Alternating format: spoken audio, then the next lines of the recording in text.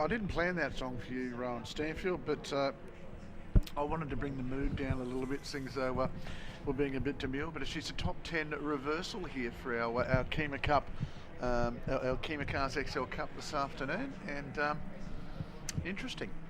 Yes, indeed, Wesley. We've got the two top boys of the weekend, Hay and Bartholomew, back on the fifth row, and they've got to get through to that first row. It's currently got Dave Oberhofer and Brett Parrish there, so I think Parrish might take a little bit of running down.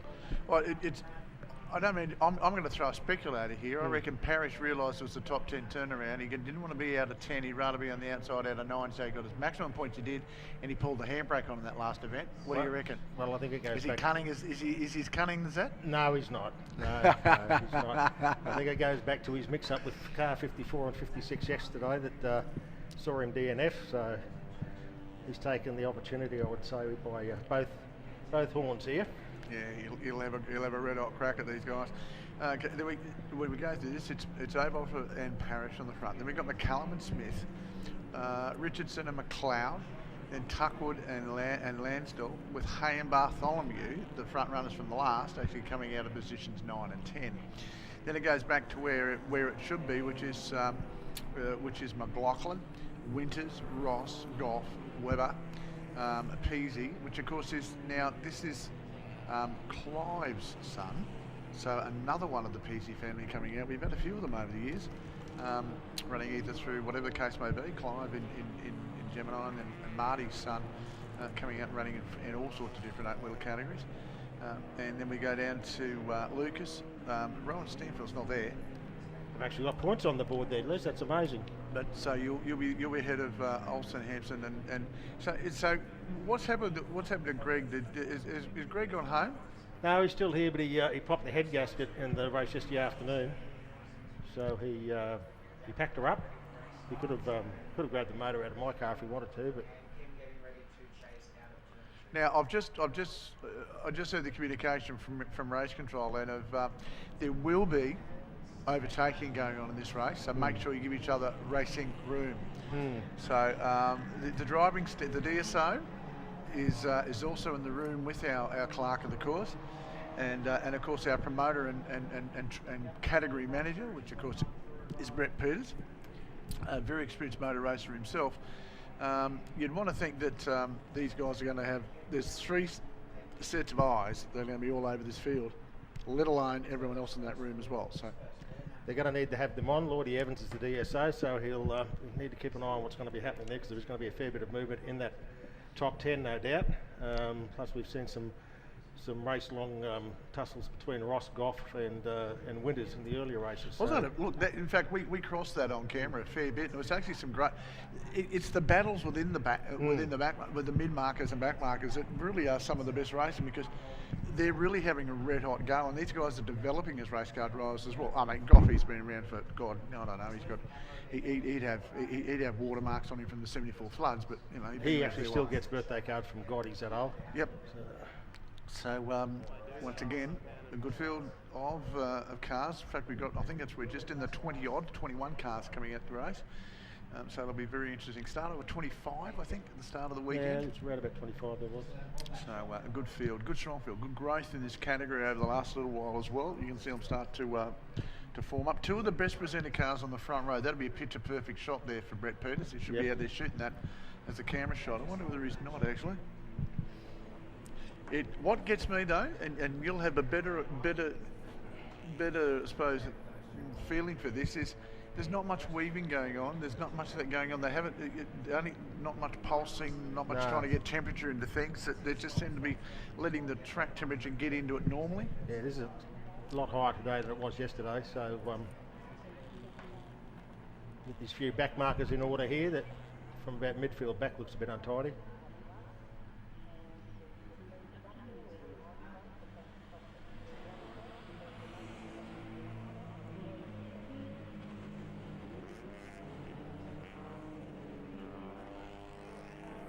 I wouldn't mind having $2 that Parrish will win this drag to turn 1, Wes.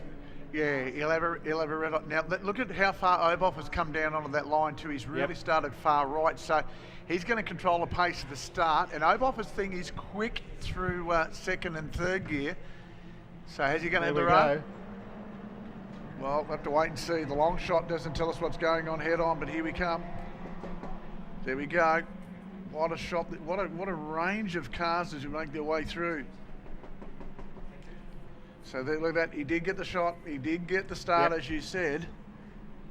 But what's amazed me is who's sitting there behind him is Smith. He's found some pace early on.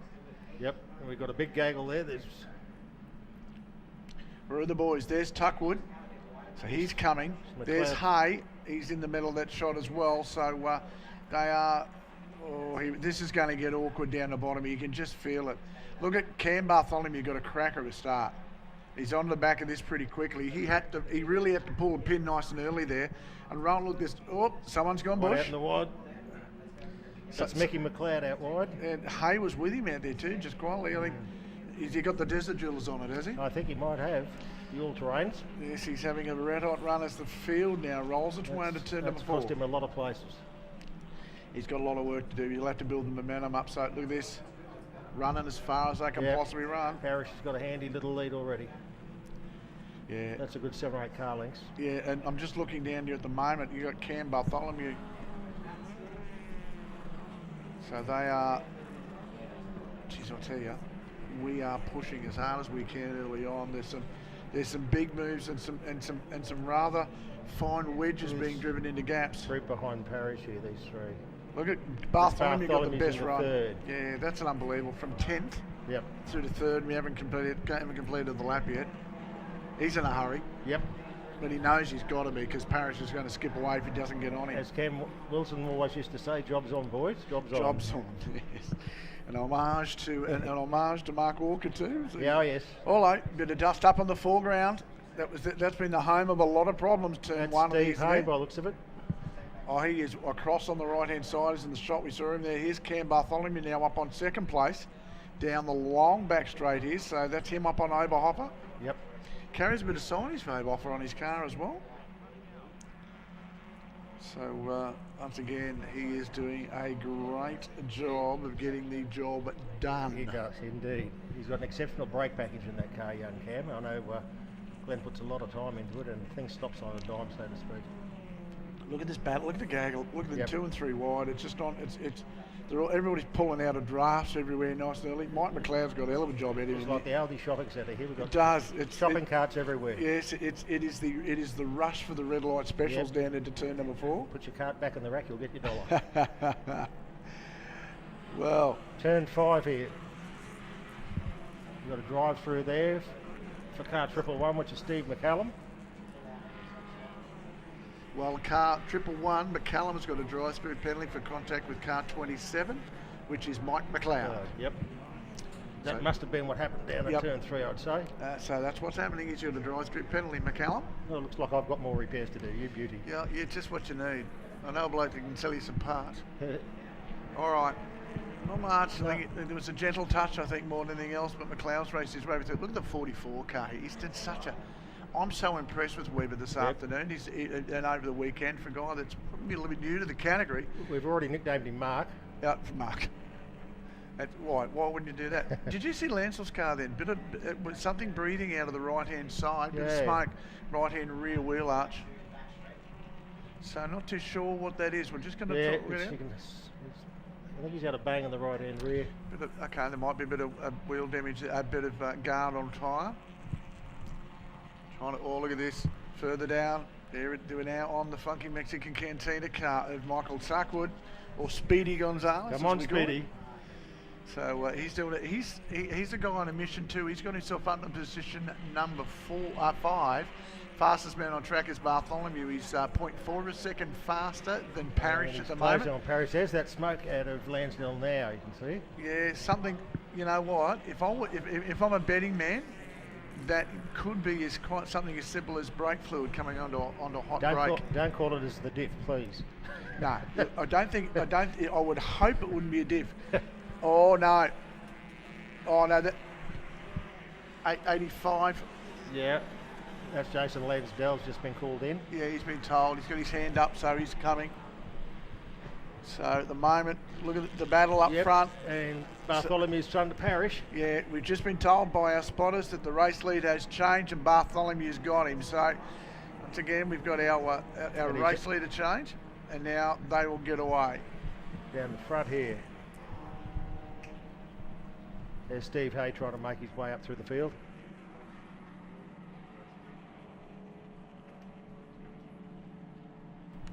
So they are pushing harder too. Is on the move too as Michael Darkwood. He's now got himself in P4. He's got Smith on the run down into the corner. There they are there. That's a great job. He's got that job done. That's job's on, job done. Job is on, job's done. Richo keeping an eye on things as well. So that could be the next handful that Brad Smith will have to deal with. Yeah, well, and look, to be honest, Brad Smith's getting a nice education today. He's getting schooled. These reverse grid races really do actually aid the drivers. I don't believe they're detrimental. I believe they do them a great deal of favour. But now, the group of cars are watching on track. There is Winters, and McLeod and Hay in this battle. Yeah, you learn very quickly in reverse grid races, or you don't figure in the numbers. No. So again, there's Mike McLeod coming up behind. He's behind McLaughlin. Yep. Now McLaughlin will get a drive through. Was it McLaughlin? No, who gets the drive through? No, it's McCallum. McCallum gets the drive through. Car 111. And look at. Tell you what, as we said earlier on this morning, that the actual presentation of the cars has risen so much over the last little while. Essentially there in the Silver Highlander, he was one of the first HQ racers in Queensland when they first came out. So we've got a number of old HQ boys in this field. Is it just because of the fact that you can't get rid of the racer out here? Pretty much. It's a great thing, to be honest. Like over the years, we've seen the birth of good one-make series, and I think this is well and truly on its way to being another one. When we get it sorted, a great one-make series nationally. Exactly.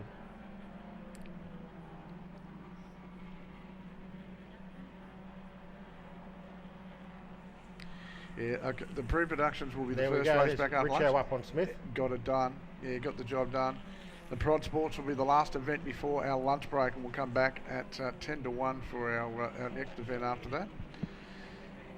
So once again, look at the long shot here, right? It's the cars. When you look down again at the pace, everybody's on a really good pace as far as that's concerned. So that's great. Fastest man is Bartholomew on track at the moment. He's blitzing them. He's the only one in the 32. Is Webber having a red hot go in turn 4 there? Look at this little battle. Has he got him? He got him a little wide. He's had to get out of the throttle. He's always bouncing up off the curb too, off the Vellalunka curving. And the 94 cars come into this as well. That's Lucas. So there's the long shot of McLaughlin, McLeod and Winters. In fact, it's Hay actually. I take that back. Yeah, it's Hay. Yeah. So the long shot, Steve Hay. He's got some pace on McLeod's diving up the inside. Bit willing, bit early. Oh, geez, I'll tell you. He apexed out a little bit tight then, just quietly. Cost himself a bit of road speed. Yeah, Steve Hay's pounced. Yep. Oh, McLeod's fighting back. Yep. No answer to that because he just got out the outside of it. Geez, Michael's dropped off the pace and he's either missing out to get out of the throttle or he's just rolling back off it. So yeah, he would have been in the marbles on the outside of 2. So he's cost himself some momentum in that run. Probably quite a lot of rubbish that somebody brought up there yesterday afternoon. Yeah, I've met the fella before. So into what I would think would be the last, nearly half race distance. Hello, there we go. Steve Hayes, fast man on the track, 132. So he's absolutely driving forward, but he's got so much work to do. He's going to be lucky to get himself into the top 5, Steve Hay. Yeah, well, he was back to last after he had that off under turn 2, so he's got some work to do. And this McLeod's being very aggressive at the front of that field. And there's Winters there, Goff. That head-on shot's great because the intel you're taking away from that, I can just see the look on your face going, oh, that's interesting. Look at where their positions are. Look at the amount of body roll. Look at the way that front right's compressing. Yes, it's amazing what cam rentals we can actually get, what drivers can deduce from what's going on outside the car.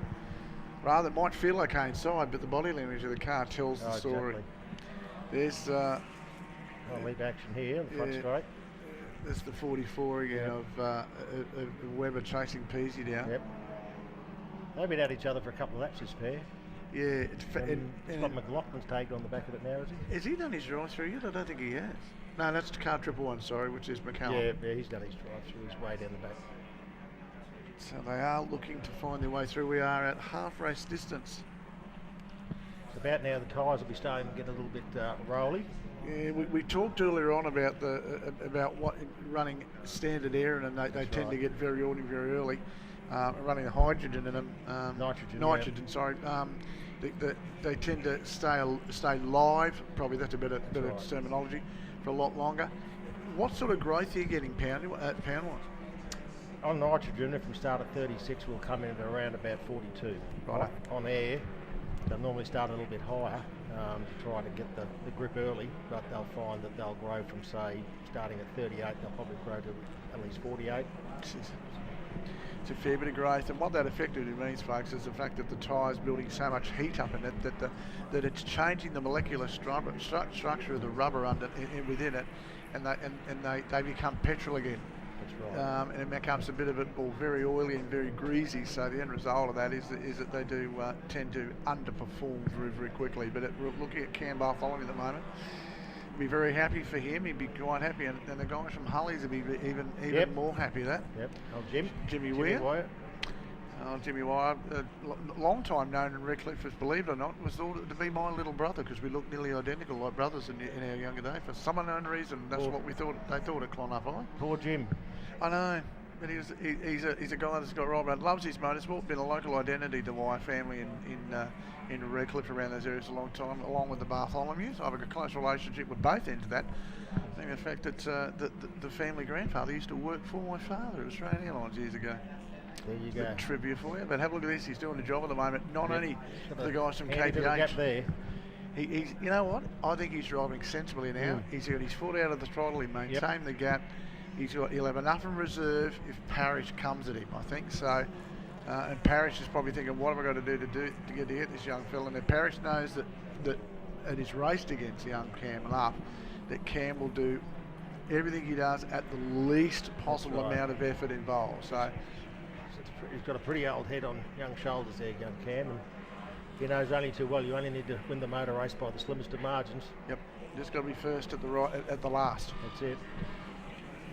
So he's in a position now he can control this from where he is. Parrish running the curve there. Talk us through that, Rowan. I noticed a lot of guys stay very wide, let the cars drift out to the past apex. It's really interesting to watch Parrish. He tends to want to bounce the right hand front and the rear's off the curb, and that sets the car into its motion and gets it through the corner. He can actually rush it. He can rush into the corner a bit more. He can get more weight on that outside edge. Remembering being on the coilover package, has reduced negative camber he can run. So by getting up on the curve there, he's able to transfer a bit more weight to that outside and effectively carry a higher speed through there. He's having a red hot crack here still. Oh yeah, he'll be keen. Brett won't be backing off, but Cam will only be doing what he has to do. Here's this battle that's really started to open up. The 45 car of Ross. And Steve Hay trying to carve his way through them. I think that's Brad Smith behind Steve. Yep. Yeah. Tell you what, he's having a red hot run at him, Steve. Hey, where was his lap time last time round? He's the 32.6 compared to the guys in front of him in 35s and 33s. It's no wonder he is where he is. If he gets past these guys, that's a great run because he's got himself himself into P6 from a rear, and that's a very explosive drive. He's done 32 flat, so he's head and shoulders ahead on the numbers here. Yep. Race leaders haven't changed at the moment either, by the way. Spotters have said that gap's maintained. In fact, I just got told by my guy that in fact Bartholomew's responded to the pace of Parrish and is now matching him again. So in the lap time say that because they're doing 33.8 both of them. So there we go. This group we've got here coming out of 5. This McCallum has done his drive through. He's starting to work his way back through the rear of the field now. Yes, he's got a fair bit of work to do. Look at him. See a healthy group of cars, 21 in the category. They started off at 25 over the weekend, lost a couple. At least no one drove one into a pool. Bartholomew, Parrish, Oberhofer, Tuckwood, Richardson, Hay, and then Ross. So just going to check that gap. I'll tell you, with we've got 3 laps left to run. Oh, here we go. He's a big moment. Big tank slapper into one. That's a nice save, actually. That was a really good save to be dead set. I think that was. To dead set honest. He had that covered from the get-go. What that is, it's like just a transfer of weight, isn't it? It just like a pendulum. Yeah, and it just swings because there's no drive on the back wheel. That's right. You actually can't lift off either. You've got to keep your foot buried and try and drive out of it, straighten it out like something pulling a caravan. Exactly. You back off of these things, they go around in a heartbeat. Just a moment. The field coming through.